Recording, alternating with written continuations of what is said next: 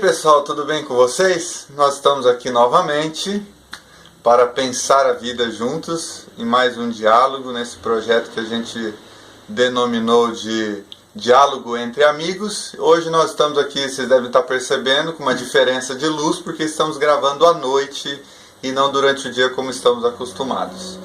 E hoje a gente pensou em falar a respeito do quê? Sobre o que é ideal, sobre o que é real, ou sobre sonhar e sobre ter os pés no chão. Isso. Na filosofia, sobre idealismo, ou seja, aquilo que se propõe a buscar como ideal, e realismo, ou seja, falando daquilo que é realidade, fato, verdade, nesse momento. Objetividade, exatamente isso. O Rafael trouxe algumas concepções dentro da filosofia, mas hoje a gente vai tentar trabalhar muito mais de maneira prática, o conceito popular e como que a gente se relaciona com essas duas coisas, né? O ato de sonhar, mas ao mesmo tempo o ato de trabalhar na direção daquilo que se sonha, né? Então, qual que é a definição que você tem aí? Bom, buscando em alguns autores a definição de idealismo e realismo, primeiramente, idealismo vem de ideia platônica, da ideia platônica, Platão.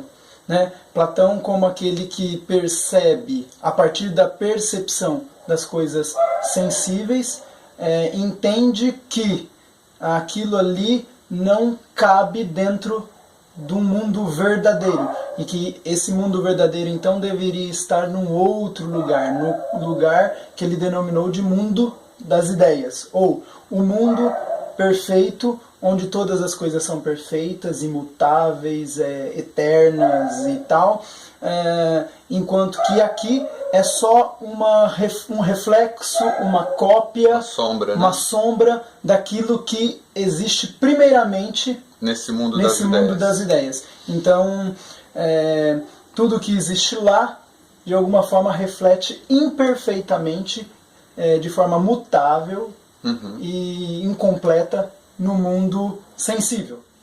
Legal. Já a ideia de realismo, que daí parte do professor de Platão, do discípulo de Platão, Aristóteles, que é de acordo com tudo o que é real, tudo que é universal, real, material, dessas coisas que nós tiramos a ideia de verdade, a concepção da verdade. Um exemplo do realismo na concepção do Aristóteles é que ele vai categorizar as questões dentro da sua filosofia, tentando entender biologia, física, química, né? Nessas concepções, metafísica, moral e tal. Ele vai entender que, categorizando essas coisas, nós descobrimos a verdade do mundo sensível.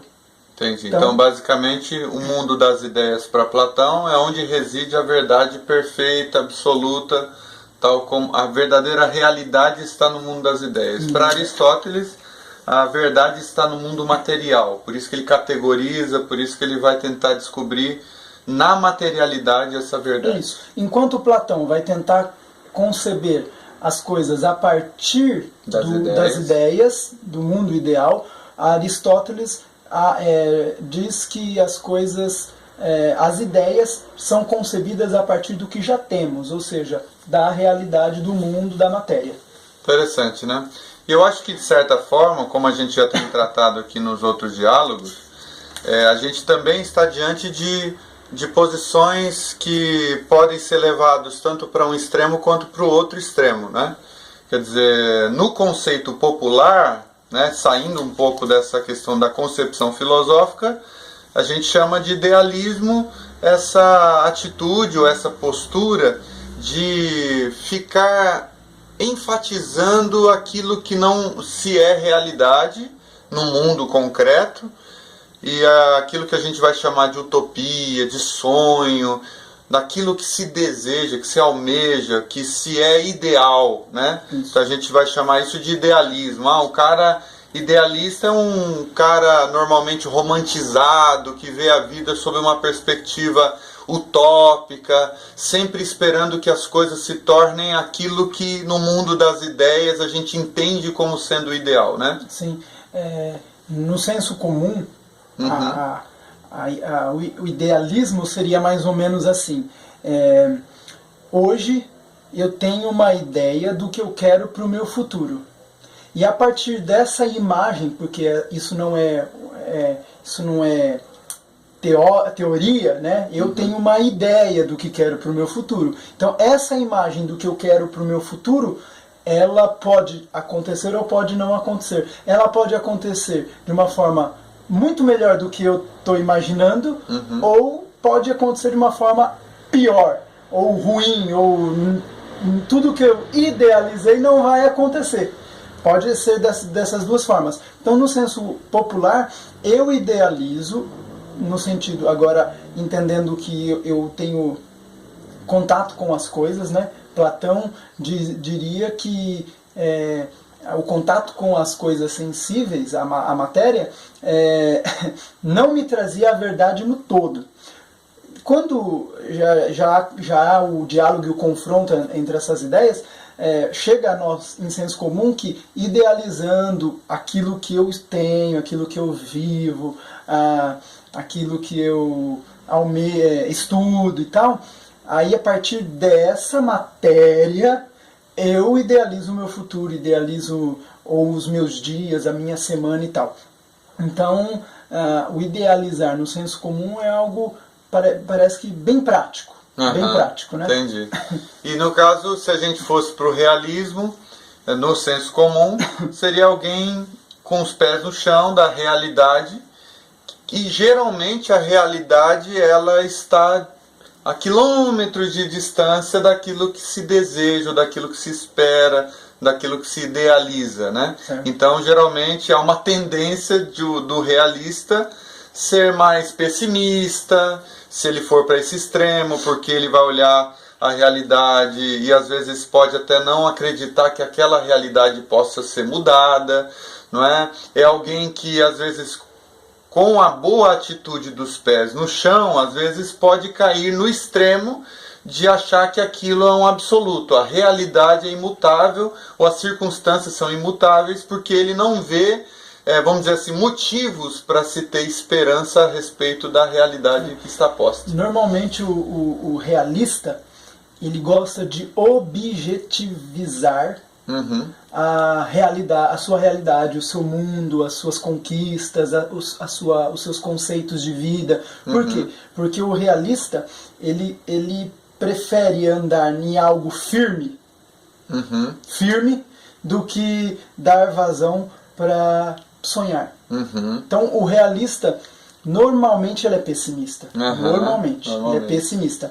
Agora, não quer dizer que nós não encontramos em uma pessoa boas doses de realismo e boas doses de idealismo em questões diferentes, né? Às vezes para o amor a pessoa é muito realista. Né? Muito realista. E às vezes para a questão do trabalho, para a questão dos relacionamentos, assim, que não envolva o amor, mas as amizades, ele é mais idealista. Parece que tem essa tensão, né? Eu tiro por mim, mas sempre tiraram por mim, né? Eu penso que sou 50% realista, porque sou muito pessimista em algumas coisas, mas me deixo sonhar por coisas que às vezes até fazem parte do meu realismo, da minha dura realidade. E será que, de repente, essa coisa de ser realista, ou de até ser pessimista no extremo do realismo, não pode se dar, às vezes, também por causa das circunstâncias difíceis que alguém passa? Por exemplo, né, o cara ele teve um relacionamento amoroso, não deu certo, teve outro, não deu certo, teve o terceiro, não deu certo. Quer dizer, a tendência é ele achar que os relacionamentos não funcionam, não dão certo. Então, pode ser que isso contribua para ele nessa área dizer assim, eu não consigo mais romantizar nada, eu não consigo mais idealizar, porque a realidade que eu vivi, não é? Ela me deu, vamos dizer assim, ela me bateu muitas vezes de tal forma que eu criei uma resistência a acreditar que o amor, que é de repente mutuamente, que é recíproco, né? Que é mutuamente satisfeito, um satisfaz o outro de fato, um luta pelo relacionamento da mesma forma como o outro luta, talvez por ele não ter provado nisso, ele tem uma tendência a não acreditar que isso seja possível de se realizar. Sim, um exemplo assim, um exemplo clássico ou até simples é a questão de alguém que nasce em certas condições e porque sofre por causa dessas condições, ele enxerga a realidade a partir dessas condições. Então, para ele sonhar é um pouco mais difícil por causa das questões. Eu não estou falando que isso é a regra, né? Porque tem gente que nasce em berço de ouro e sonha. Sonha ou deixa de sonhar. Você entendeu? Estagna, né? Estagna na sua condição.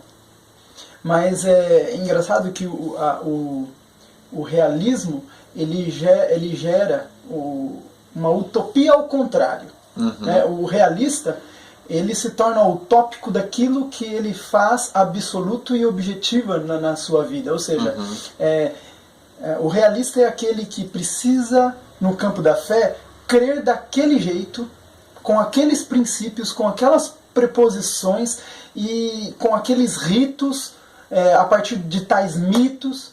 Se algo fere essa realidade, tudo ruim. Tudo vai se desmoronar. Por quê? Porque a realidade faz essa realidade, esse realismo que ele segue, faz com que ele objetive a vida sem que nada possa tocar. Então, é como se fosse uma regra da vida. A regra da vida é viver pautado nisso, nessas condições, né? Ao contrário do idealista, que é utópico demais, né? A utopia aí na sua forma escrachada, né? O idealista ele vive, ele pode chegar a viver no mundo utópico e não na realidade. No mundo da lua, né? No mundo da lua, né? É verdade. O mundo da lua, a qual ele cria, e não a lua, de fato, né? Mas o mundo da lua que ele cria. A psicologia vai chamar isso daí de... Acho que é psicose. Porque tem a neurose e a psicose. Eu acho que a Thalita falou assim, a neurose é quando o cara constrói um castelo nas nuvens. E a psicose é quando o cara vive nesse castelo que ele construiu. Talvez de tal forma confundir a realidade com isso aí, mais isso, mais entendeu? Isso, é uma junção disso. É verdade. Ou seja, ele constrói um castelo de ilusões. É verdade. Né? O tópico, ele constrói um castelo de ilusões, ou seja, ele vive a partir daquilo ali. Portanto, tudo que afeta aquilo ali e o chama para a realidade, ele tende a fugir. Ele fica na defensiva. Fica na defensiva. Sempre na defensiva. E daí tem essa questão, por exemplo, de viver no mundo da lua, que é um prejuízo até para a vida diária da pessoa, né? Porque ela sempre vive esperando o ideal e nunca o real. Então, eu acho que entra nessas questões de que a gente tem que contrabalancear, buscar o equilíbrio, porque às vezes o chão da existência, ele requer certos tipos de esperteza, certos tipos de malícia, não é? E que faz parte da sabedoria de viver em um mundo dotado de situações não ideais. Quer ver? Citando um exemplo aí do que Jesus falou numa certa situação, ele diz assim: sejam espertos como as serpentes, mas simples como a pomba. Então eu acho interessante esse jogo.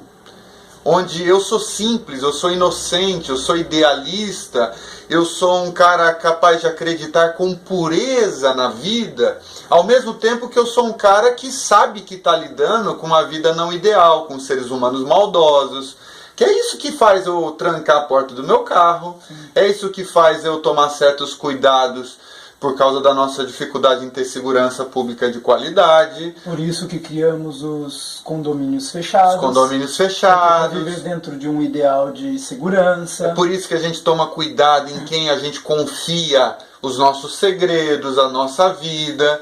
Porque se você sair, por exemplo, no idealismo de acreditar em todo mundo, sai ali na porta, você pega qualquer pessoa e vai contando tudo, e vai abrindo tudo, e vai se deixando e se disponibilizando em 100%, você vai chegar a um momento de confiar em uma pessoa errada.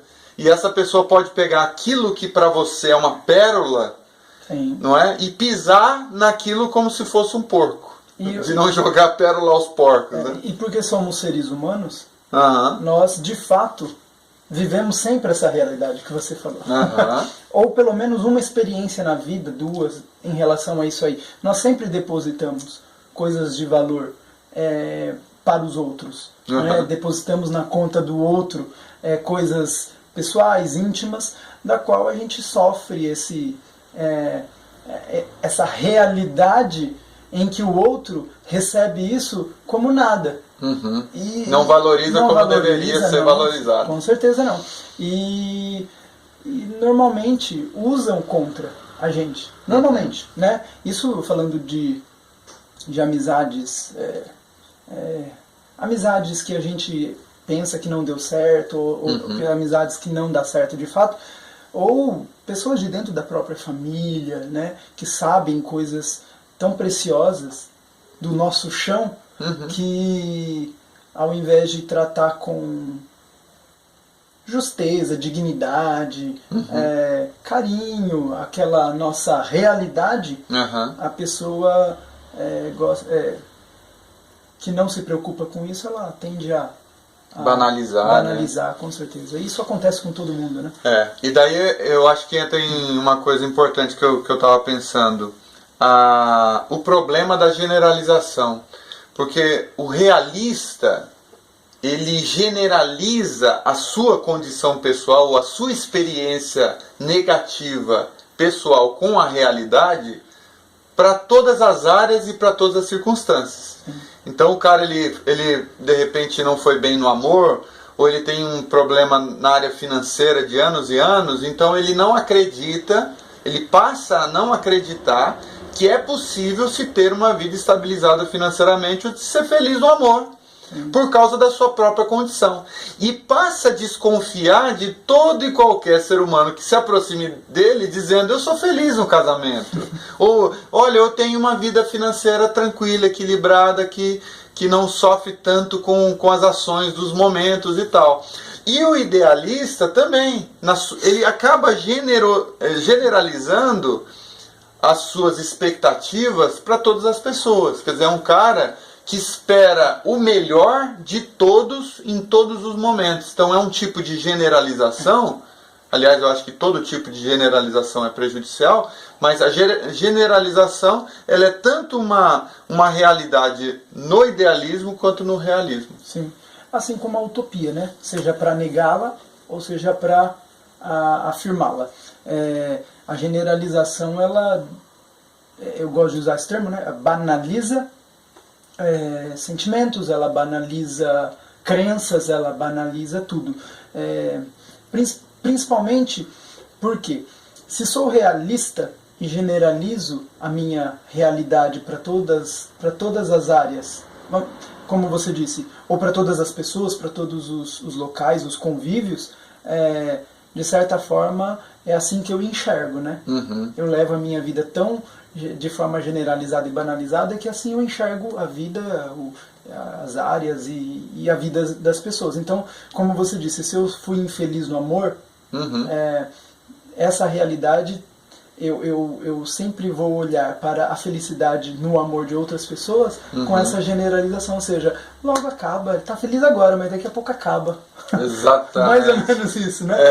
E o idealista, ele se torna tão cego, às vezes, das suas ideias, que o relacionamento pode estar uma porcaria, mas na mente dele, né, nessa neurose, nessa psicose, ele vai estar enxergando como mil maravilhas, você entendeu? Entendi. Então, e isso ele generaliza também para outras pessoas, ou seja, a mulher tá apanhando ali, tá acontecendo um monte de coisa, e ele vai, não, mas isso vai melhorar, ele te ama, ela te ama, que não sei o que e tal, vocês se amam, e ele não enxerga a realidade dos fatos, né?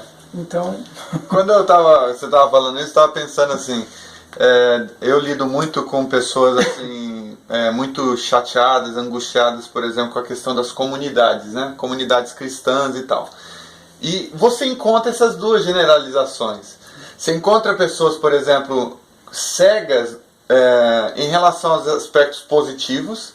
Gente que diz assim, não existe comunidade maldosa, não, onde quer que haja uma igreja, há gente do bem, há gente praticando a bondade, essa atitude de criticar, não é, as comunidades, etc e tal, isso aí é uma bobagem, porque estão falando de Jesus, é isso que importa, né? O que importa é que as pessoas estejam orando, cantando, etc e tal. E daí fecham os olhos para as realidades da coisa, idealizam aquilo, porque talvez tenha uma boa experiência com a comunidade que está participando, ou porque escolheu fechar os olhos em relação aos defeitos, problemas, exatamente pensando que é possível viver em comunidade aqui, nessa condição terrena, de forma perfeita, então tudo é perfeito, né? E tenta colocar as dificuldades debaixo dos panos. E há o oposto também, de pessoas que dizem assim, não, tá tudo desgraçado, não tem comunidade, não é boa, não tem gente boa nas comunidades, tá tudo, né, tá tudo problematizado, e vê a situação de uma forma pessimista, né, e sempre olham nessa direção. Se vê 2 ou 3 reunidos ali, pronto, já fica com o pé atrás, já fica com medo de lidar com aquilo, porque de certa forma generalizou a sua experiência pessoal, que não foi muito agradável, não foi muito boa, né? Sim. Você falou no âmbito das comunidades, mas isso daí se aplica a tudo. Se aplica a tudo, né? Se aplica à questão social. Mas trazendo a questão da comunidade, primeiro que o cristianismo, e eu penso, né, não me lembro agora, não posso afirmar, mas as religiões monoteístas, elas lidam com o platonismo, se não com o platonismo, com o neoplatonismo, né? Mas sempre entendendo que há uma busca de fora da realidade para um campo supra-ideal, ou um campo onde lá nós encontraremos a verdade para trazermos para a Terra e vivermos assim. Então, o cristianismo lida com isso, as outras religiões creio que também, as monoteístas pelo menos, mas assim, eu busco na ideia do céu aquilo que no céu está acontecendo, ou acontece, ou para a Terra, né? A famosa o céu na Terra. Né? Que, querendo ou não, a gente crê nisso, busca na realidade de Deus, na realidade do divino, da divindade, aquilo que é justo, bom, agradável, benigno, amoroso e tal, a gente traz para a realidade. O problema é que a gente sabe a teoria. A gente sabe da realidade da teoria, por quê? Porque a gente lê na memória, nos escritos, aquilo. O problema é que aplicar e praticar isso se torna ideal, ou idealizado. Então, assim, é possível amar o próximo? poxa, Jesus disse que é possível amar o próximo, então vamos amar. Se ele disse, mas quando a gente vai amar, a gente vê que não é tão possível assim. É possível agir com justiça. Diante da realidade que a gente vê, quando a justiça nos pede para que cumpramos ela, a gente vê que as coisas não são tão fáceis assim. Não estou dizendo que não é praticável e não é pode possível, ser... né? Não é essa a questão. É possível? É possível. Mas vai depender muito da nossa maturidade sobre aquilo que é teoria, é ideal, ou é real, e sobre como eu transfiro isso para o mundo das minhas ideias, aplicando isso, né? Então, assim, eu penso que a justiça é assim, tal. Eu penso que segurança é assim, eu penso tal. Mas quando a gente vai para a prática disso, a gente encontra inúmeras barreiras que normalmente nos barram de fato para cumprir esse ideal. Eu acho que dentro das comunidades acontece um pouco disso. Então, assim, como eu vou amar o meu próximo? Eu vou amar o meu próximo porque está escrito, né? Na teoria está ali. Mas quando eu vou amar, vixe, aí eu estou lidando com a realidade da pessoa e principalmente com a minha realidade. Exatamente. A minha realidade é a realidade do próximo. Eu penso que, assim, normalmente a gente não consegue se relacionar com o próximo porque a gente não tem a nossa realidade bem embasada, bem exposta para nós mesmos, estruturada. Aí a gente nunca vai conseguir amar o próximo porque eu não lido nem com a minha realidade, como que eu vou lidar com a realidade do outro? Verdade. Mais ou menos isso.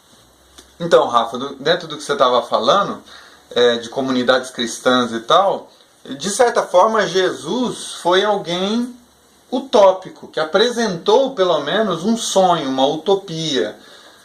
Para aqueles que acreditam, obviamente, que Jesus foi um fato e os relatos a respeito de Jesus são verdadeiros, Jesus não foi apenas alguém que ofereceu às pessoas uma utopia em forma de uma linha filosófica de pensamento interessante, que revolucionou a sua época, mas alguém que foi muito mais relevante porque ele colocava em prática aquilo que ele propunha como modo de viver.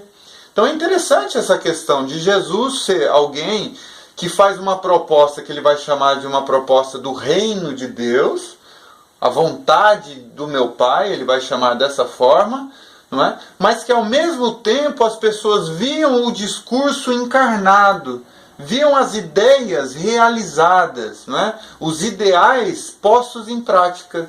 Então é interessante ver isso. A encarnação das ideias, parece que é possível ver isso em Jesus, na forma como ele agia com o excluído da sociedade, com o samaritano, com a prostituta e todos aqueles que eram um paradigma difícil de se lidar com a sociedade, os pobres, os marginalizados. Então, quer dizer, quando Jesus fala, por exemplo, para dar a outra face, se alguém bateu na sua cara, oferece o outro lado para...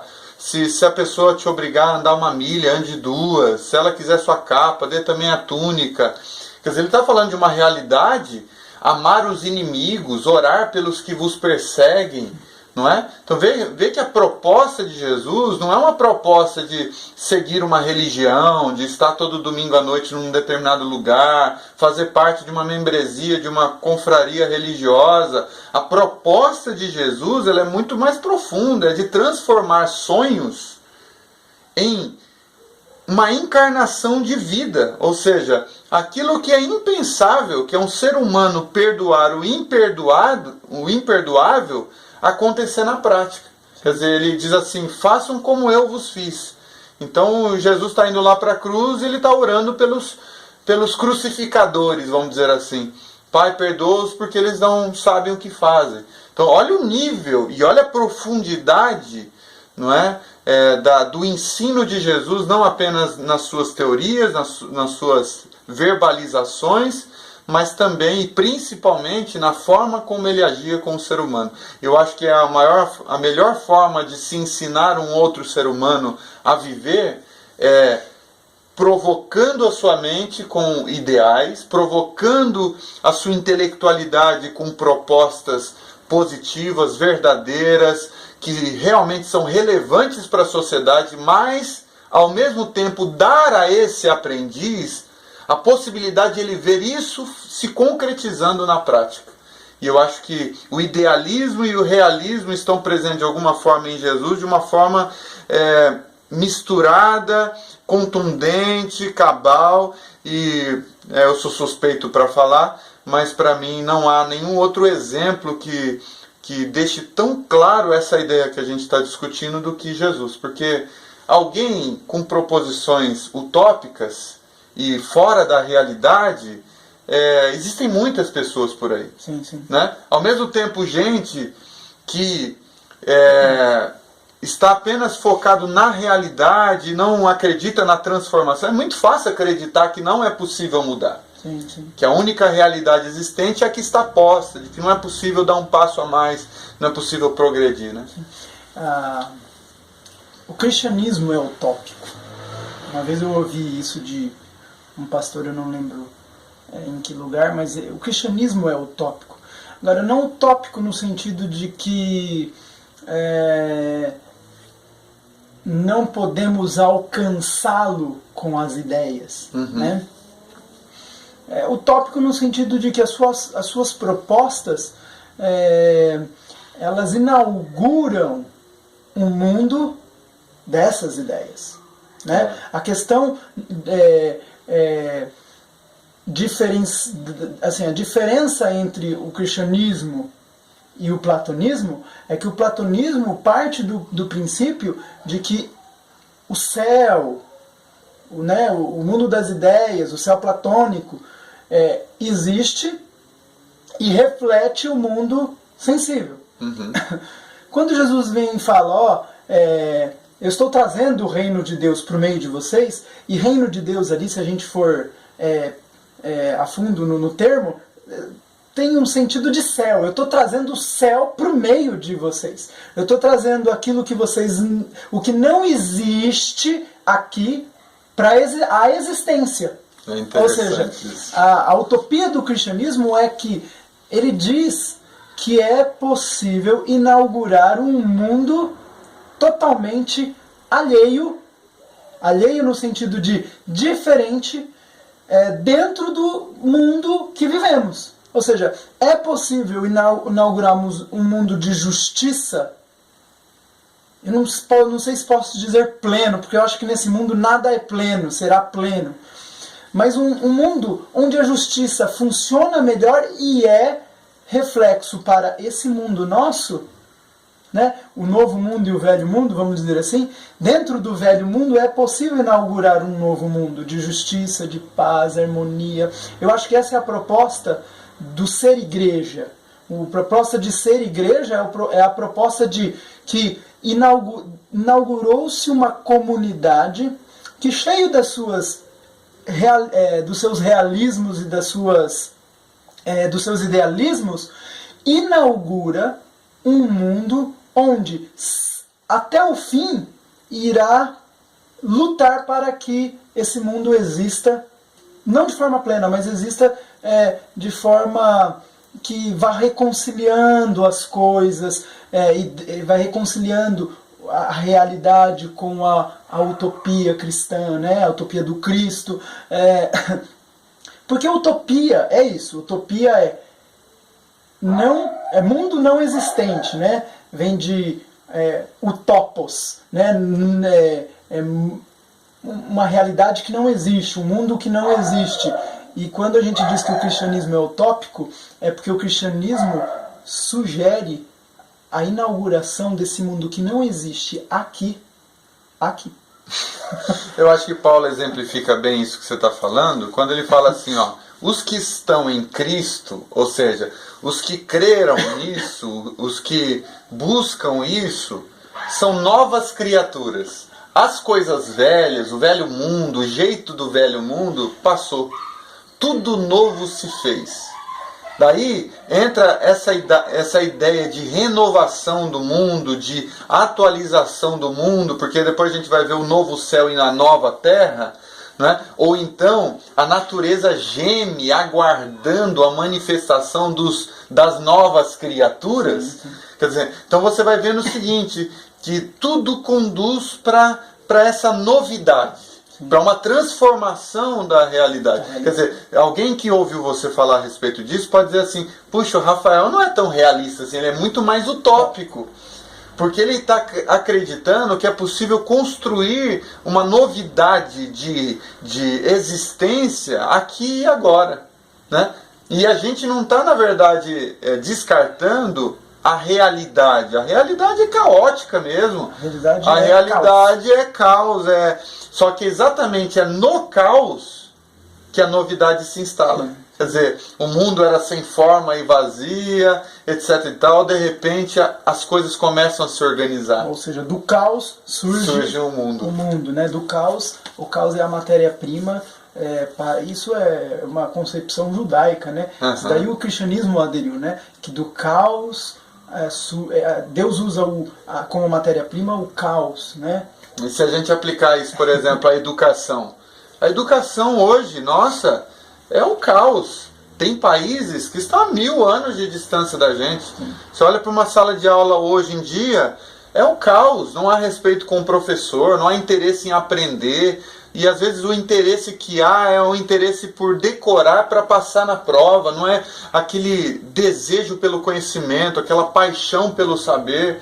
Quer dizer, você olha assim, é um caos, mas é a partir desse caos que alguma coisa pode acontecer, né? Às vezes você escuta um professor apaixonado pela sua profissão, dando uma aula maravilhosa, e aquilo assim encanta um ou dois ali que deseja também essa mesma paixão. Eu estava assistindo esses dias atrás aquela entrevista do Clóvis de Barros lá no Jô Soares, e ele fala da vocação de ensinar.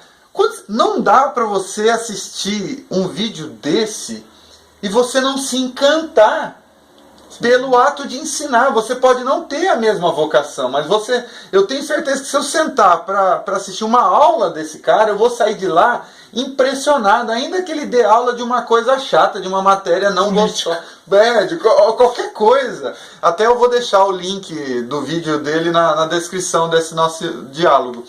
Mas eu vejo assim que a paixão, quer dizer, eu acho que de tempos em tempos sempre nascem pessoas que descobrem a paixão pela vida, que não vale a pena apenas viver essa vida escolhendo profissões e a faculdade que eu vou cursar pelo dinheiro que eu vou ganhar, mas pela minha vocação, pelo que eu entendo que é a minha expressão de utilidade no mundo, aquilo que eu me sinto bem fazendo, manifestando, né? E daí entra essas coisas. Se você for só pelo realismo, você vai ser pragmático. Sim. Eu vou fazer faculdade naquilo que me dá dinheiro. Com certeza. Né? Mas na realidade, sim.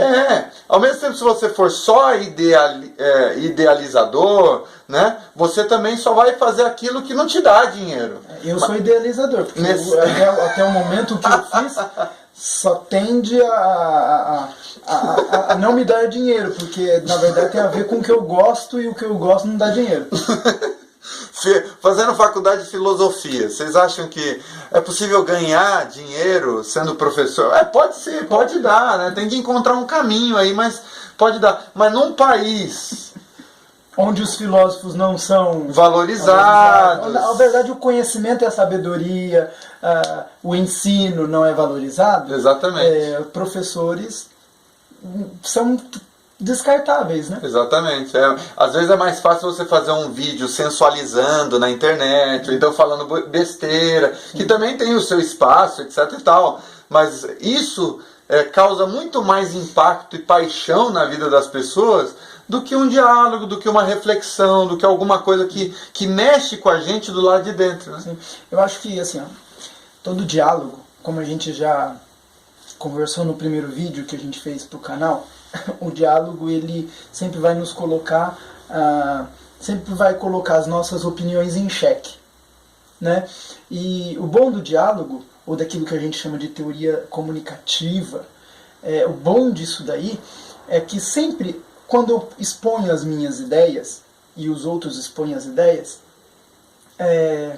ou as imagens do que se pretende,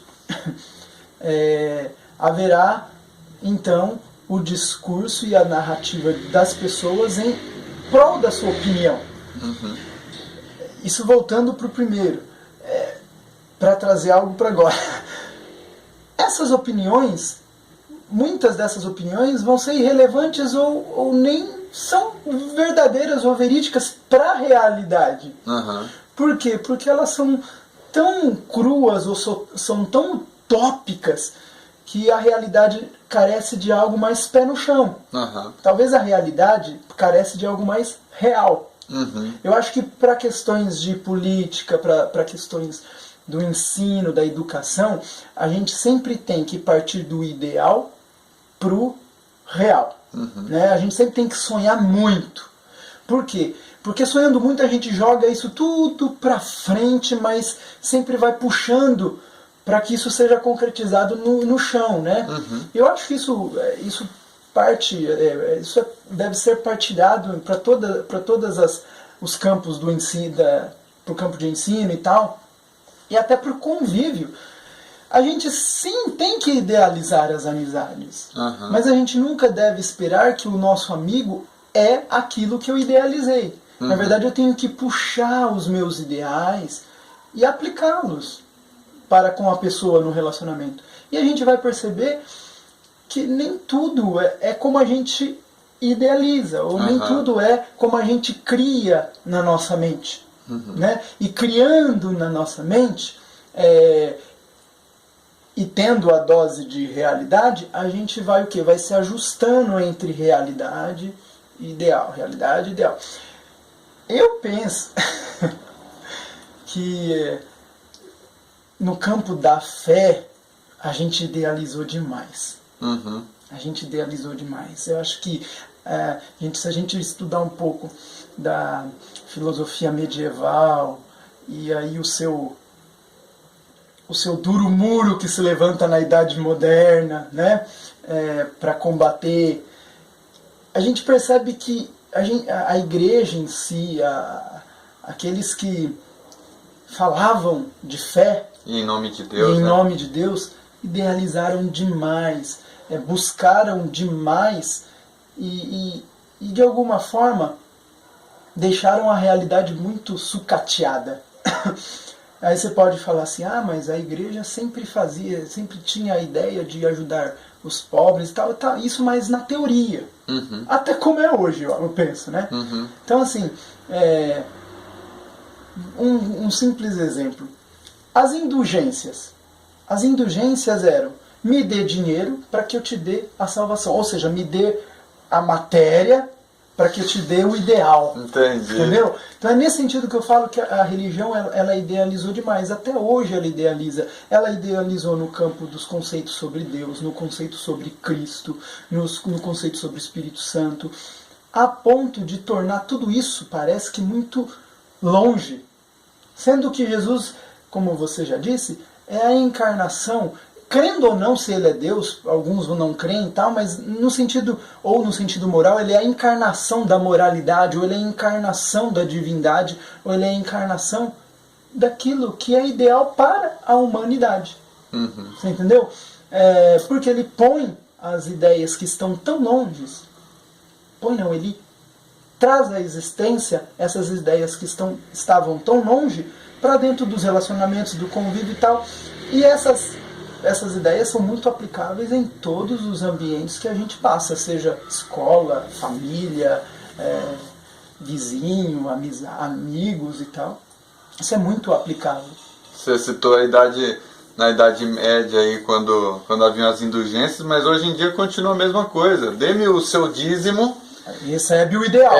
Que é o ideal. Deus lhe protegerá de todas as circunstâncias. E daí entra numa outra coisa. Quando você foca demais no ideal, você para de agir na realidade. É o auto-engano. Então, que é o que...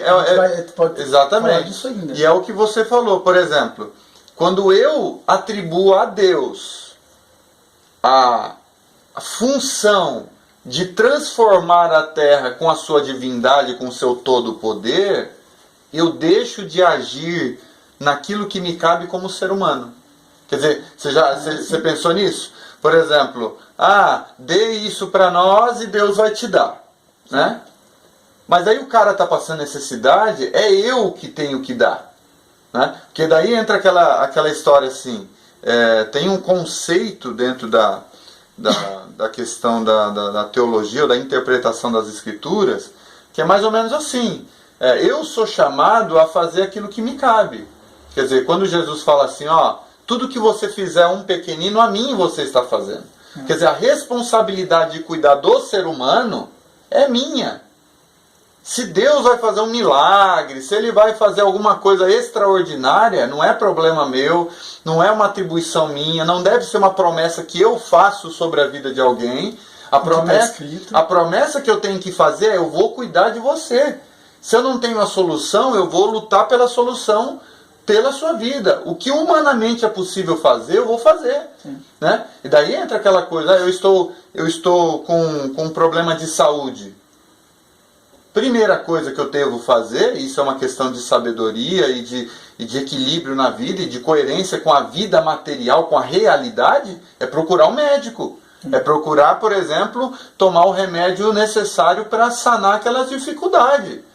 Agora, isso anula a questão da oração, da possibilidade do ideal acontecer e haver a cura, etc, etc. Não anula. Mesmo sabendo que esse ideal não é ideal, né? Porque exatamente. Eu posso ser curado hoje, mas morrerei, né? Exatamente. E daí tem uma outra discussão que a gente pode entrar também. Se não houvesse a realidade caótica, como eu me desenvolveria como ser humano, como pessoa? Porque, às vezes, a gente considera ideal apenas aquilo que nos faz cócegas, que nos dá prazer e que faz bem para a nossa mentalidade ou para o nosso bem-estar físico. Mas a gente até falou disso no primeiro vídeo. Às vezes, o ideal é eu ser tirado da minha zona de conforto para eu criar capacidade de resistência, resiliência, capacidade de suportar as dificuldades, capacidade criativa. A criatividade, ela surge em momentos onde você não tem saída. Sim. A maior parte, as músicas mais lindas que a gente tem no cenário cultural brasileiro e internacional surgem em momentos de depressão, de angústia profunda do seu escritor. Os livros mais profundos são aqueles... Os da experiência. São os da experiência. E a maior parte delas é a experiência de superação, a experiência de crise. Quando você ouve, por exemplo, um ser humano mimado, que sempre teve o que queria, que nunca teve dificuldade na vida, você não vê profundidade, você só vê superficialidade. Quando você está lidando com um ser humano que às vezes nasceu com um problema nas pernas, teve que usar cadeira de rodas, ou uma pessoa que você vê que ela é enrugada, mas por causa da maturidade advinda das experiências, das cacetadas que levou na vida, das situações em que ela morreu e ressuscitou, não é? Do ponto de vista do ânimo, da força. Sim. Você vê, é uma outra conversa. Você vê uma outra postura, um outro olhar a respeito da vida. Então, muitas vezes o ideal é ser mergulhado nas situações de pressão, de dificuldade. E por isso que eu me oponho totalmente a essa proposta, seja ela de qual religião for, de que aqui na Terra nós não temos que enfrentar as angústias. Você quer ver isso que você falou, os cristãos não gostam, né? A grande maioria não gosta, tem medo do livro do Apocalipse. O Apocalipse são situações, experiências, olhando pelo lado até sociológico, do texto, são as pessoas, né, o João dali e a cristandade, o cristianismo que está sendo formado ali, eles estão em plena situação de perseguição pelo Império Romano, eles estão sendo mortos, estão sendo jogados para os leões, eles estão sob uma pressão do império que o texto é tão pé no chão em relação a isso, e a gente às vezes talvez nem enxerga muito essa realidade no texto, porque o texto, para falar dessa realidade, ele precisa ser totalmente figurado, simbólico, cheio de esperança, que é algo tão parece utópico. Ou seja, o texto, um dos textos mais pé no chão, e essa realidade não está tão contida no texto, está mais no seu contexto sociológico, que quando você vai para o texto, você não consegue discernir. Por quê? Porque diante da pressão, diante da perseguição, da acusação, diante das mortes, surgiu uma esperança utópica. Ou seja, que cristão que não lê no livro de Apocalipse Deus ou o Cordeiro dizendo assim: vocês não terão mais fome, vocês não terão mais sede, o sol que queima vocês, ele não queimará mais. Porque eu, o Cordeiro, estarei no meio de vocês. Que mais que fala? Ele enxugará das lágrimas as lágrimas dos seus olhos, pois nunca mais haverá morte, nem luta, nem clamor, luto, nem clamor, nem dor haverá mais. Olha que santa utopia, né? O momento em que, de fato, o ideal se concretizará ou se juntará, se unirá ao real. Né? A gente não precisará ficar fazendo surgir os ideais. O ideal já estará no meio. Concretizado. Então, assim, o livro de Apocalipse é o livro mais duro. Para mim, eu acho que é o livro mais duro, de uma realidade, a realidade mais dura dos cristãos, de perseguição pelo Império Romano. Mas é daí, como você disse, que surge o lindo texto simbólico, mitológico, que ninguém gosta muito de ler por causa dessas simbologias e dessa utilização de símbolos. Por quê? Porque não se compreende muito ou se interpreta de várias formas. Mas é o texto mais real, de realidade, pé no chão, que temos, pelo menos, que tem no cânon cristão. E para finalizar essa fala, é dessa utopia de que não haverá mais luto, morte, dor, lágrima no rosto, nós não sofreremos por causa da condição física, das condições físicas e tal. É daí que surge a esperança.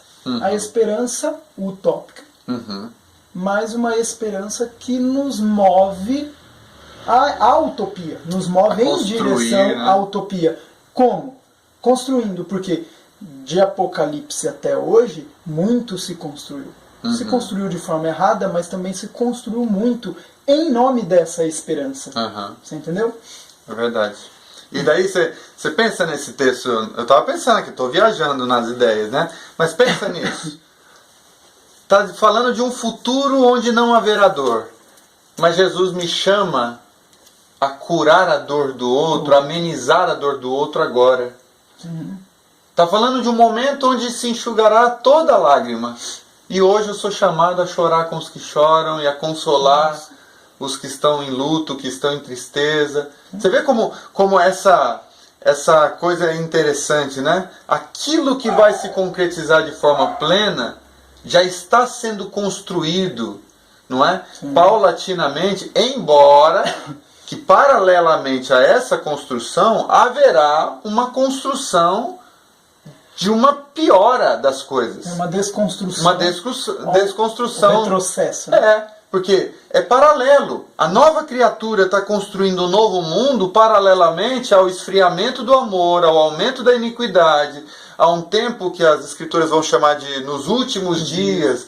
Os homens serão amantes de si mesmos, terão mestres para si mesmos, não haverá mais amor pela família. Então você vê. Agora, a pergunta é: que mundo prevalecerá? Qual desses dois mundos que estão sendo construídos paralelamente é que vai prevalecer? Para quem acredita em Jesus, ele vai dizer o seguinte: no final das contas, esse mundo vai ser desfeito.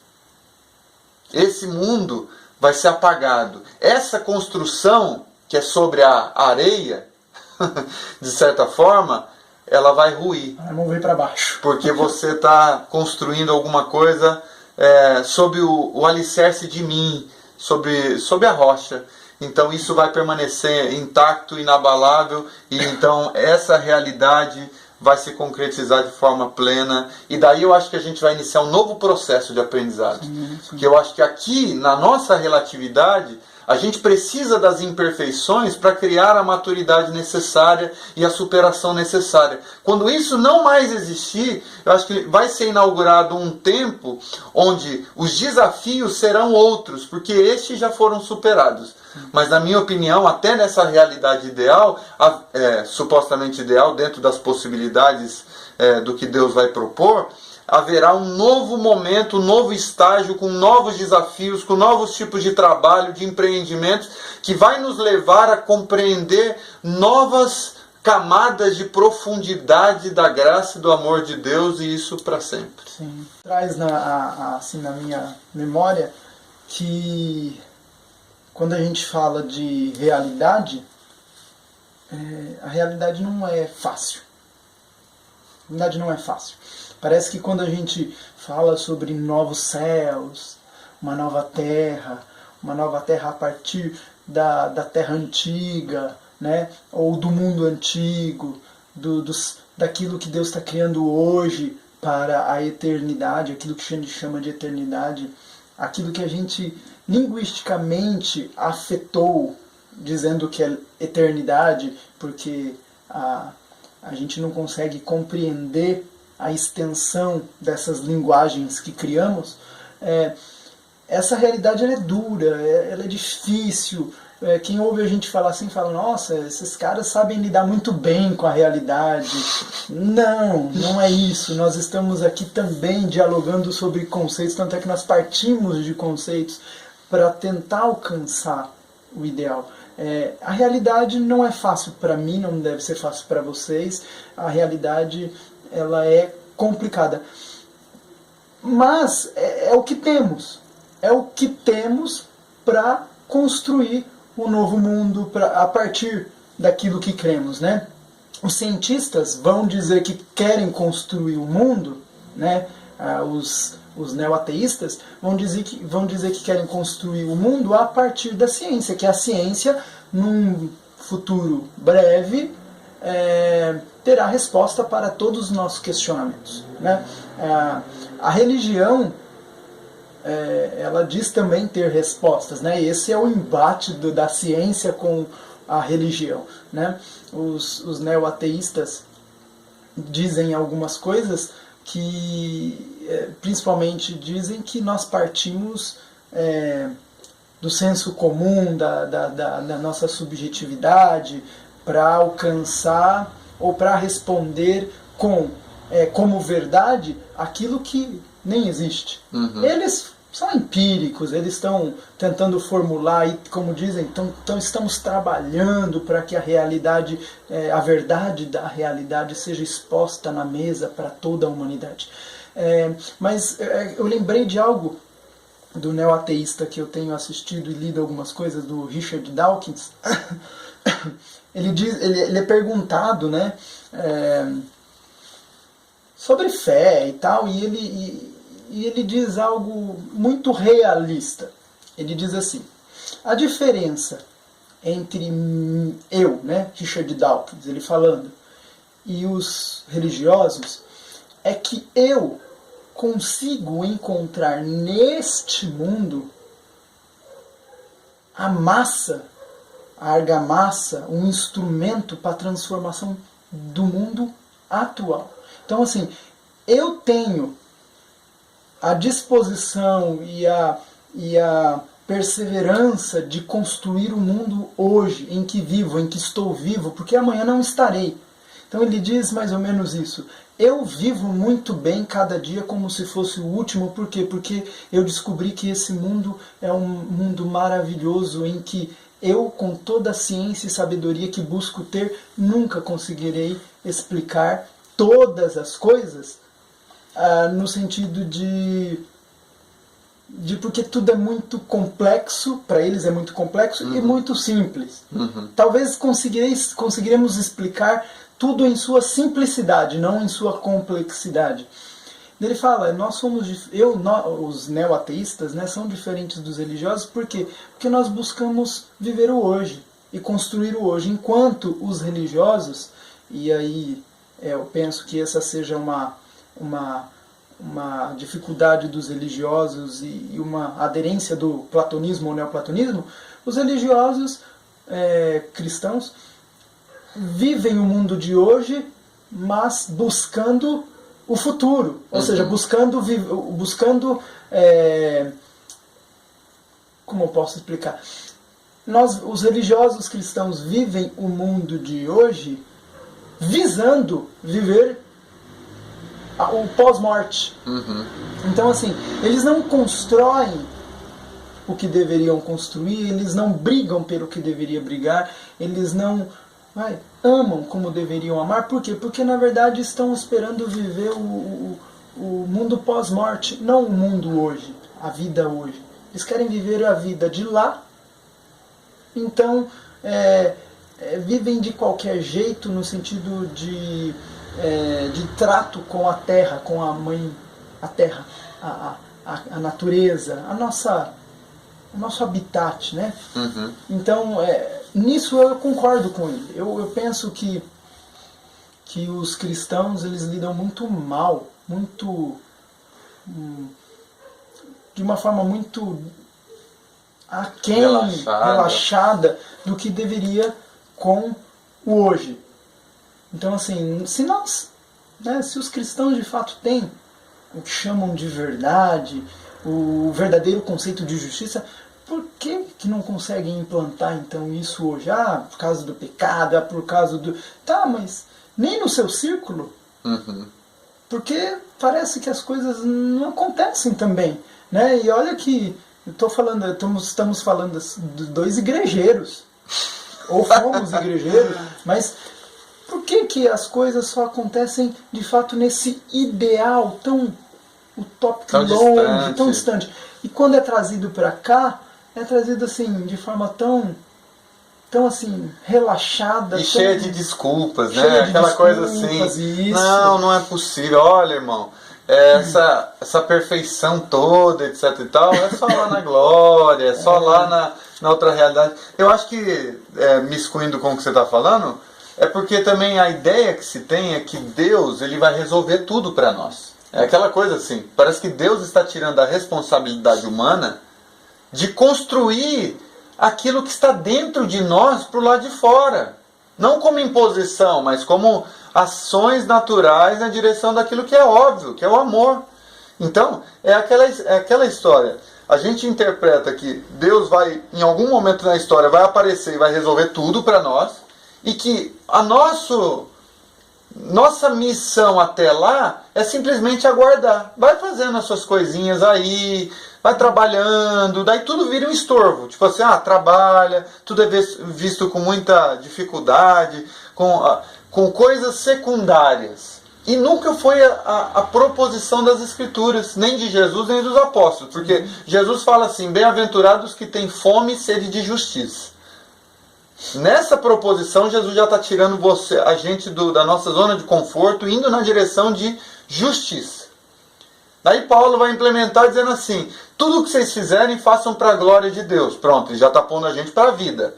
Ou seja, eu encaro o meu trabalho, minha faculdade, a pessoa com quem eu vou me encontrar lá no ponto de ônibus, como realidades dessa mesma vida que Deus quer que eu expresse no mundo. Sal da terra, luz do mundo. Então, parece que as Escrituras estão o tempo todo me chamando para a vida, para o chão da vida. Mas a gente acreditou, e você está correto, nesse neoplatonismo, nesse platonismo, de que não, de que Deus ele só está preocupado com a outra realidade que ele vai trazer para resolver tudo. E nosso único papel é não parar de ir no culto, na missa, Se santificar. se santificar, e se santificar é sempre no sentido individual, nunca envolve o outro, nunca tem a ver com as relações. Né? Sempre externo, ou Então, seja, eu tenho que aparentar a santidade. Né? E não de fato ser.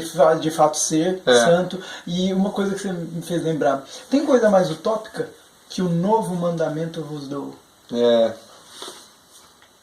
Amem a Deus Sobre todas as coisas, e ame ao teu próximo como a ti mesmo. Ali, isso é lidar com o ideal. Verdade. E lidar com a realidade. É o novo mandamento que vamos dizer assim, se concretiza no relacionamento de amor entre as pessoas. Isso. Porque Deus é amor. E os relacionamentos precisam desaguar esse amor.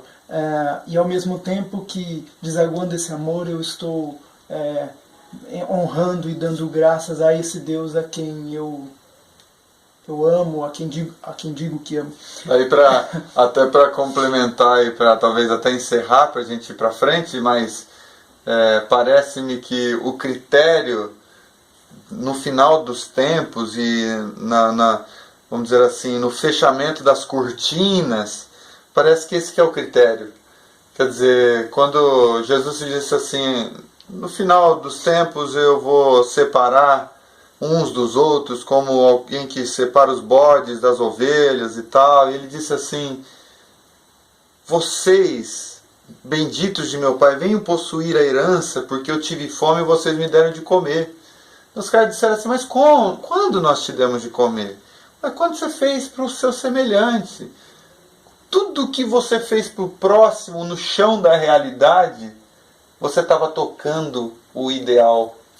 Você estava tocando as realidades. Quer dizer, a minha horizontalidade, a forma com que eu lido com a natureza, com a vida, com os seres humanos, está intrinsecamente ligado com a minha verticalidade, com a minha relação com o ideal, com aquilo que a gente chama de Deus, com aquilo que a gente chama de divindade. Quer dizer, é interessante essa questão. Não há essa separação das coisas. A própria morte de Jesus se cremos de fato na sua ressurreição, é a realidade sendo cumprida para tocar ou cumprir o ideal. Né? Se cremos dessa forma. Mas, só para finalizar, um dos maiores sociólogos que ainda temos vivo, eu acho que ele está vivo, o Bauman, naquele livro Amor Líquido, tratando sobre esse mandamento de Jesus, o amor ao próximo, né? Que também outros historiadores até vão trabalhar isso dentro das religiões, mas o Bauman diz assim, que o amor ao próximo se tornou algo tão utópico, tão inalcançável na nossa sociedade, por causa da virtualidade principalmente, que ele está tocando ali, que quando consideramos isso em nós para praticarmos isso, olha, um sociólogo falando, nós, nesse exato momento, geramos um novo mundo à parte do outro mundo. Um sociólogo falando que o amor ao próximo, quando amamos ao próximo, nós estamos gerando um mundo que já não existe mais no mundo das relações, da virtualidade e tal. Isso é muito interessante. Fica a dica aí, a leitura do Amor Líquido. Isso. A gente também gostaria de hoje inaugurar um quadro dentro do nosso diálogo, onde a gente apresenta letras de música ou uma poesia, é uma espécie de sarau. A gente vai fazer isso outras vezes. Hoje eu trouxe apenas uma música, mas vai ser bastante interessante isso, né? A gente vai incluir dentro dos nossos diálogos a possibilidade de a gente cantar uma música ou de recitar um poema, uma poesia que tem a ver com aquilo que a gente está dialogando. E eu trouxe aqui uma música do Padre Zezinho chamada Utopia. Então eu queria ler para vocês e depois a gente comentar apenas sobre algumas questões aqui, temas que ele traz no seu pensamento sobre utopia. Então ele diz assim na música, ó: das muitas coisas do meu tempo de criança, guardo vivo na lembrança o aconchego de meu lar. No fim da tarde, quando tudo se aquietava, a família se ajeitava lá no alpendre a conversar. Meus pais não tinham nem escola nem dinheiro. Todo dia, o ano inteiro, trabalhavam sem parar. Faltava tudo, mas a gente nem ligava. O importante não faltava: seu sorriso, seu olhar. Eu, tantas vezes, vi meu pai chegar cansado, mas aquilo era sagrado. Um por um ele afagava e perguntava quem fizera estrepolia, e mamãe nos defendia. Tudo aos poucos se ajeitava. O sol se punha, a viola alguém trazia, todo mundo então pedia pro papai cantar com a gente. Desafinado, meio rouco e voz cansada, ele cantava 1000 toadas, seu olhar ao sol poente. Passou o tempo. Hoje eu vejo a maravilha de se ter uma família, quando tantos não a têm. Agora falam do desquite, do divórcio. O amor virou consórcio, compromisso de ninguém. Há tantos filhos que, bem mais do que um palácio, gostariam de um abraço e do carinho entre seus pais. E para finalizar ele diz: se os pais amassem, o divórcio não viria. Chamam a isso de utopia. Eu a isso chamo paz. Então, interessante o que o padre Zezinho trouxe nessa composição, porque aí eu tenho que pensar algumas coisas. Primeiro, sempre que a gente fala de sonho, de utopia, a gente também está falando de um certo sentimento de prazer inigualável, geralmente associado à infância. Então isso é uma coisa bem recorrente, né? Quando a gente pode até tratar da questão do saudosismo, né? Naquela época, não é? É que eram épocas boas. Porque cada época da vida tem o seu momento, tem a sua alegria. E a impressão que se dá é que com o passar do tempo, as pessoas se tornam mais pessimistas, elas se tornam mais ranzinzas, até porque passam por muitos sofrimentos. E daí lembra do passado, quando não se tinha tanta dor, com esses olhos, os olhos dessa música. É aquela, que saudade do tempo em que eu era criança, em que eu brincava na rua. Quer dizer, tudo era flores naquela época, né? Eu acho que, olhando para nós, assim, que já estamos vivendo aí talvez um terço do que vamos viver na vida, já estamos num terço. 30 anos, né?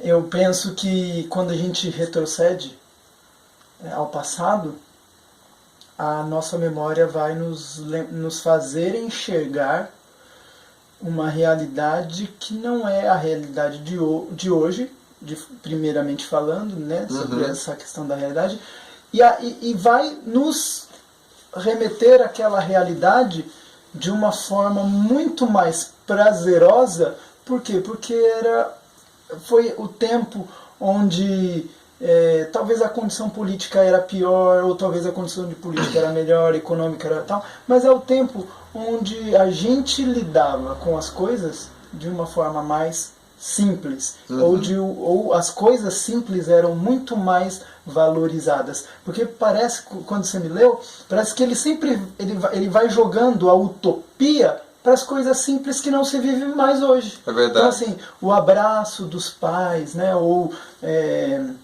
a viola que era tocada, o pôr do sol, né, o sol tá, essas coisas parece que não tem mais, não nos traz prazer, porque o que nos traz prazer hoje é uma realidade dura, e quando eu digo dura, não se remetendo aos problemas, mas é uma realidade dura no sentido de que fugaz, é uma realidade que sempre tende a nos tirar dela para não resolver as coisas. E parece que lá onde não havia tanta tecnologia e tal,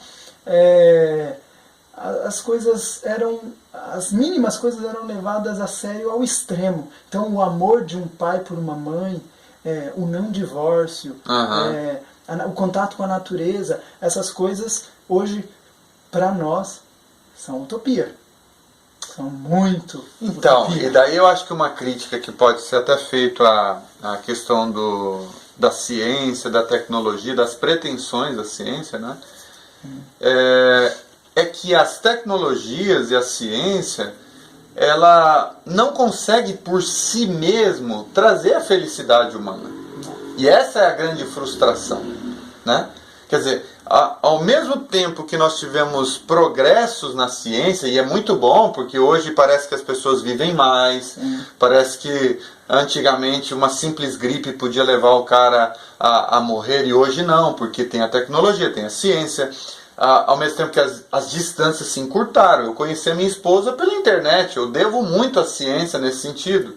Mas ao mesmo tempo, isso por si só não é toda a solução e a resposta que o homem precisa. Com certeza. E ao mesmo tempo que a gente progride nos avanços tecnológicos, a gente também regride na afetuosidade.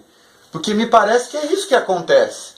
Quando você tem muita tecnologia e não sabe lidar com ela, você vai perdendo o tete a tete, você vai se tornando uma pessoa isolada, sozinha, que não se dá relacionamentos, porque na virtualidade basta você dar um clique e as coisas acontecem do jeito que você quer, basta alguém encher o seu saco na internet que você dá um clique, exclui, bloqueia. Lembrando que a virtualidade não é a realidade. A virtualidade não é a realidade. Então, me parece que o que ele está trazendo é que a gente teve retrocessos nos afetos. Hoje em dia o pai acha que está criando bem o filho, dando um tablet, um celular, um computador, internet na casa toda, entendeu? Acha que isso é o suficiente, o fato de ele não estar na rua com outras amizades, não é? Isso já torna ele estando num ambiente seguro, e não é verdade. Né? Às vezes é aquela troca, eu não estou disposto a te dar o amor, a atenção, o carinho, eu não estou disposto a ter todo o trabalho que envolve o ser pai, o ser mãe, essa vocação, e eu troco isso por outras coisas.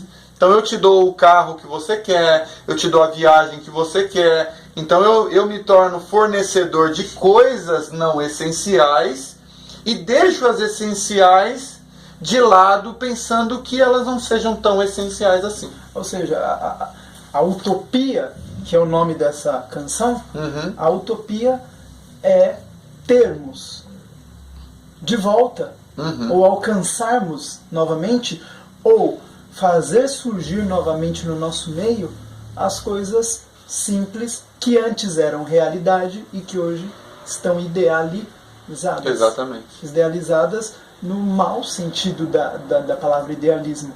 Porque amor hoje é totalmente diferente do conceito. O conceito de amor hoje é o conceito de amor do mercado, né? As pessoas dizem que amam nesse exato momento e daqui a algum tempo já estão amando outras pessoas, né? Falando no relacionamento de namorado e tal. E a questão dos olhos da utopia, o que me veio na mente é ele olha para o passado com olhos utópicos, porque esses olhos se tornaram utópicos a partir do momento que tudo o que existe hoje tende a fugir da realidade, e nós precisamos, na verdade, de um toque de realidade, ou da antiga realidade para hoje. Isso me remete a uma suposição. Termos o pé no chão hoje parece que é viver no ideal. Não é de fato ter o pé no chão. Entendi. Você entendeu? Ter os pés no chão é viver de forma bonita no mundo da virtualidade. no mundo das coisas que parecem que são e não são. É verdade. E ele diz, ou ele chama a nossa atenção, na verdade, a voltar à realidade de fato, nua e crua. O pé no chão é o pé na terra, o pé que plantava, que colhia, o pé que... o chão que a gente cavava para obter água, ou as cadeiras que eram postas, ou como fala? As redes que eram colocadas para simplesmente olhar para o horizonte e ver um lindo pôr do sol descer para o outro lado do mundo. Até a gente pode tratar, a gente quer tratar inclusive em algum outro diálogo a respeito da tecnologia, das ciências, né? Sim, mas até essa questão, por exemplo, a utopia, assim como o realismo, na minha opinião, eles são perspectivas muito seletivas. Eu estava escutando, por exemplo, uma palestra do Leandro Carnal hoje sobre a crise. Por exemplo, o Padre Zezinho foi utópico e tem saudades de aspectos daquele tempo que se perdeu. Sim. Mas, ao mesmo tempo, obviamente, que essa utopia ela não contempla o todo da realidade. Porque naquela época, inclusive, por exemplo, podia ter menos divórcio. Mas haviam muitas pessoas, por exemplo, que se, de certa forma, martirizava no casamento, se deixava totalmente humilhado no casamento para não cair no descrédito do divórcio. Sim. Muitas vezes anulava a própria felicidade, vamos dizer assim, ou não tinha uma capacidade de diálogo em nome de uma aliança feita até que a morte os separe. Mas quando a gente fala de...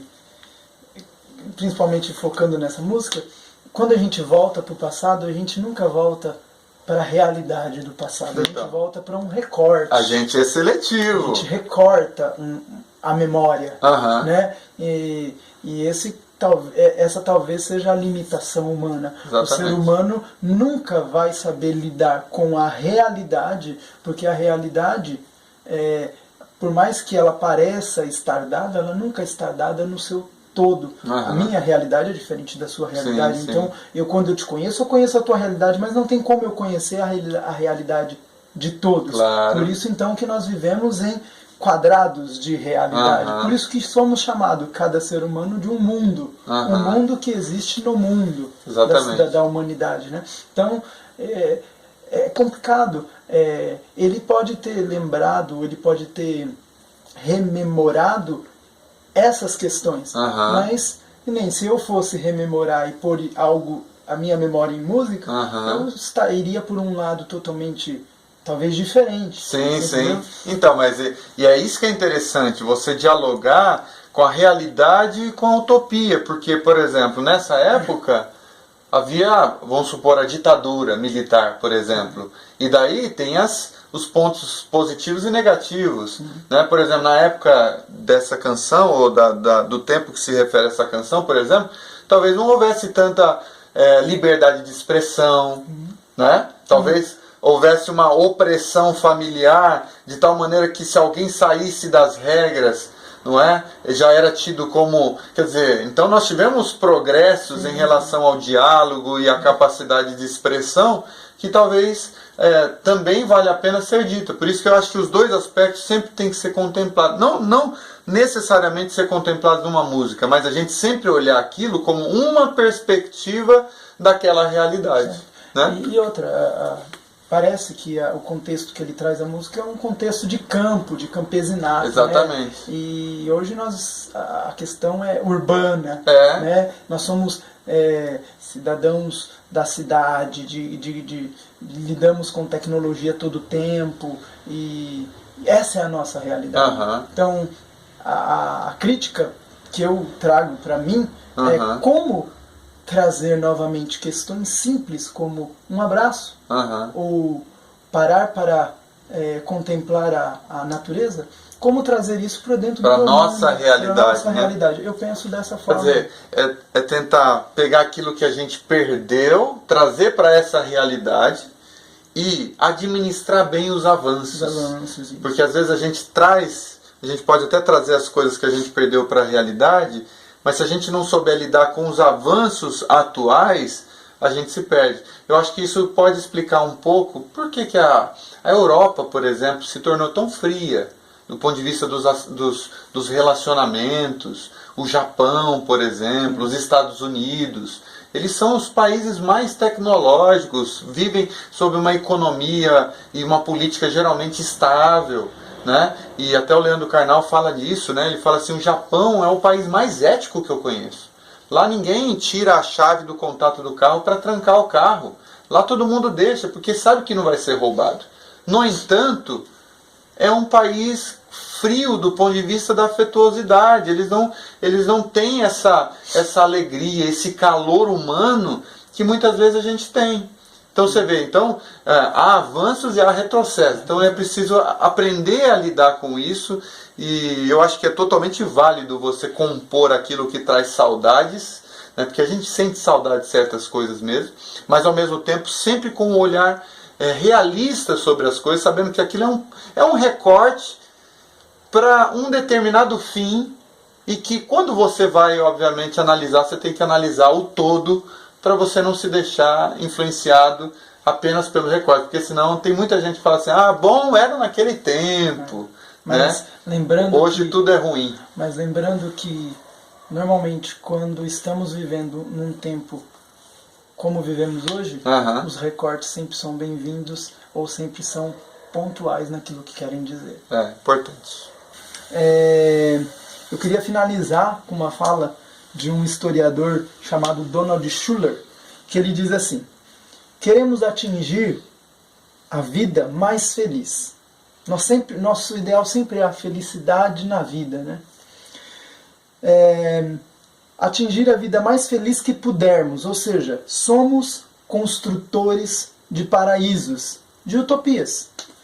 Quer dizer, sem utopia, sem o paraíso que queremos construir, que nos oriente de certa forma, eu não posso viver, nós não podemos viver. Então, como construtores de paraíso, construtores de realidade, nós sempre vamos pender para a idealização, mas que, analisando, pensando de forma, enxergando, tendo esse contato de fato com o que somos, com a realidade que temos, nós sempre vamos trazer isso para o real.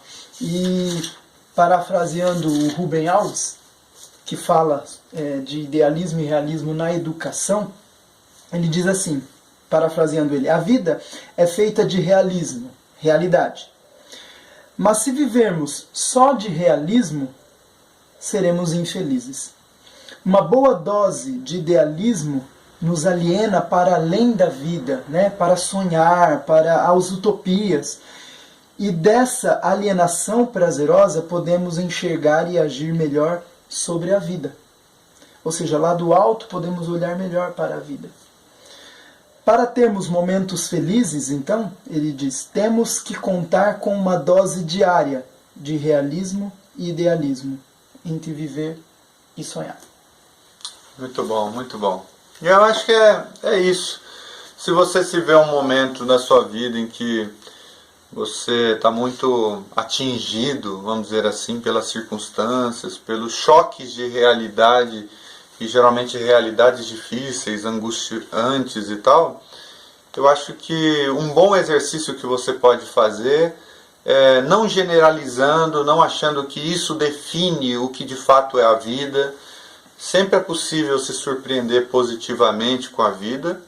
E se você está no mundo da lua, se você sempre está esperando demasiadamente de tudo, não é, idealizando tudo, um bom exercício para você é visitando pessoas que vivem sob condições não ideais. Visite um hospital do câncer, visite pessoas que estão morando na favela.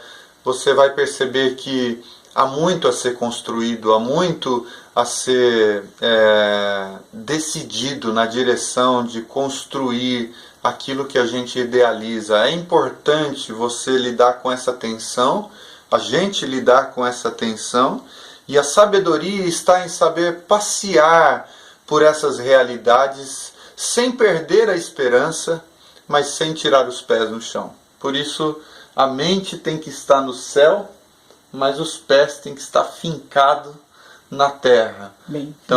Bem fincados na terra. Então é isso. Se você tem alguma coisa a dizer a respeito desse tema, e eu tenho certeza que você tem, coloque nos comentários.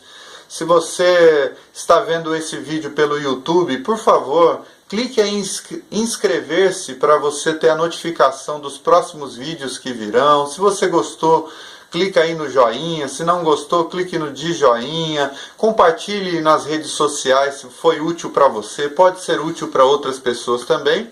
E esse vídeo, como os nossos diálogos e até os seus comentários, tudo que essa interação gostosa que a gente tem, com certeza pode até parecer um trabalho de formiguinha, mas pode causar no coração de muita gente uma transformação no olhar, nos pensamentos, e a partir disso construir o nosso mundo ideal, aquilo que a gente tanto deseja, aquilo que a gente tanto quer. Tá bom? Um abraço para todos vocês e até a próxima. Até. Tchau, tchau. Tchau.